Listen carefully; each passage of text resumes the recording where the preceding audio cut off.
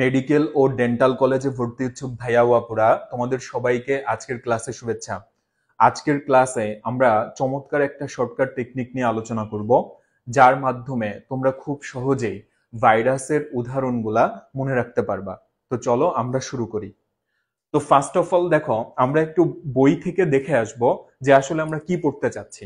দেখো, আকৃতি অনুসারে ভাইরাসকে আমরা প্রায় 6 ভাগে ভাগ করতে পারি, যার মধ্যে একটা হচ্ছে দণ্ডাকার ভাইরাস, তারপর একটা হচ্ছে গোলাকার ভাইরাস, একটা হচ্ছে ঘনক্ষেত্রাকার বা বহুভুজাকার ভাইরাস, আর একটা হচ্ছে ব্যাঙ্গাচিয়াকার ভাইরাস, আর একটা হচ্ছে সিলিন্ড্রিক্যাল অবলিক সূত্রাকার ভাইরাস, এবং আর একটা হচ্ছে ডিম্বাকার ভাইরাস।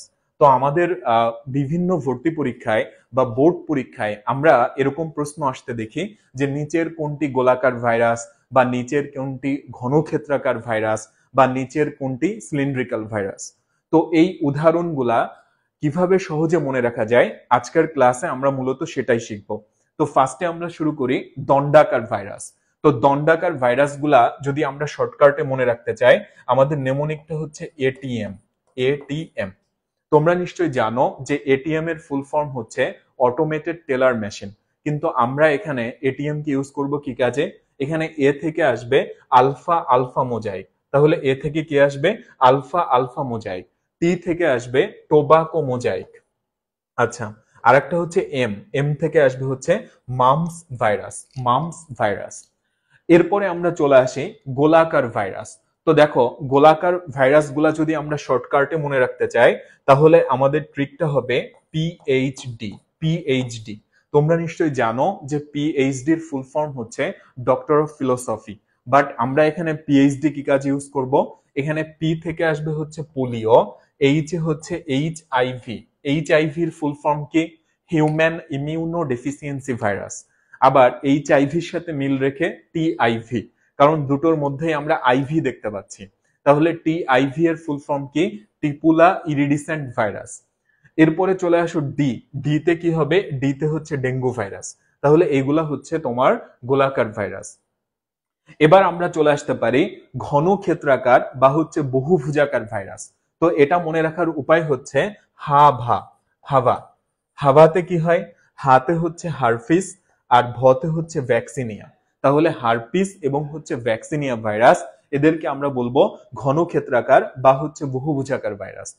এবার চলে আসো ব্যাঙ্গাচি আকার ভাইরাস। তো দেখো, ব্যাঙ্গাচি আকার, এটার ইংরেজি হচ্ছে ট্যাডপোল শেপড। তাহলে ব্যাঙ্গাচি লিখতেই দেখো টি লাগে, ট্যাডপোল। তাহলে ব্যাঙ্গাচি আকারের উদাহরণগুলো হচ্ছে যে ভাইরাসগুলা টি দিয়ে, অর্থাৎ T2, T4, T6, এদেরকে আমরা বলবো ব্যাঙ্গাচি আকার ভাইরাস। বা তুমি এভাবেও মনে রাখতে পারো ব্যাট। BAT, bat. এখানে বিএতে হবে ব্যাঙ্গাচি আকার, আর টি দিয়ে T2, T4, T6। আচ্ছা, এরপরে আমরা চলে আসি সিলিন্ড্রিক্যাল বা হচ্ছে সূত্রাকার ভাইরাস। এটা কিভাবে মনে রাখা যায়? এটা মনে রাখার উপায় হচ্ছে ইস। ইসে কি হয় দেখো, রস্বইতে হচ্ছে ইবোলা, আর দন্তের সাথে হচ্ছে স্ট্রিক। ইবোলা এবং হচ্ছে স্ট্রিক, এই দুইটা হচ্ছে তোমার সিলিন্ড্রিক্যাল বা হচ্ছে সূত্রাকার ভাইরাস। এরপরে চলে আসো ডিম্বাকার ভাইরাস। তো ডিম্বাকার ভাইরাসের দেখো একটাই উদাহরণ দেওয়া আছে, সেটা হচ্ছে ইনফ্লুয়েঞ্জা ভাইরাস। তো এটা আমরা কিভাবে মনে রাখতে পারি? ইন্ডিয়া। ইন্ডিয়া। তাহলে ইন্ডিয়াতে কি হবে? আইএনএ হবে হচ্ছে ইনফ্লুয়েঞ্জা, এবং ডিআইএ এটাতে হচ্ছে ডিম্বাকার। তাহলে দেখো, আমরা কিছু চমৎকার শর্টকাট টেকনিকের মাধ্যমে আমরা খুব সহজে আকৃতি অনুসারে ভাইরাসের যে প্রকারভেদ গুলো আছে, এটা কিন্তু আমরা মনে রাখতে পারলাম। তো তোমাদের সবার জন্য অনেক অনেক শুভকামনা রইল, এবং সবার প্রতি পরামর্শ রইল আমাদের এই ভিডিওগুলা তোমাদের সহপাঠীদের সঙ্গে, জুনিয়রদের সঙ্গে তোমরা বেশি বেশি করে শেয়ার করবা, তাহলে তারাও উপকৃত হবে।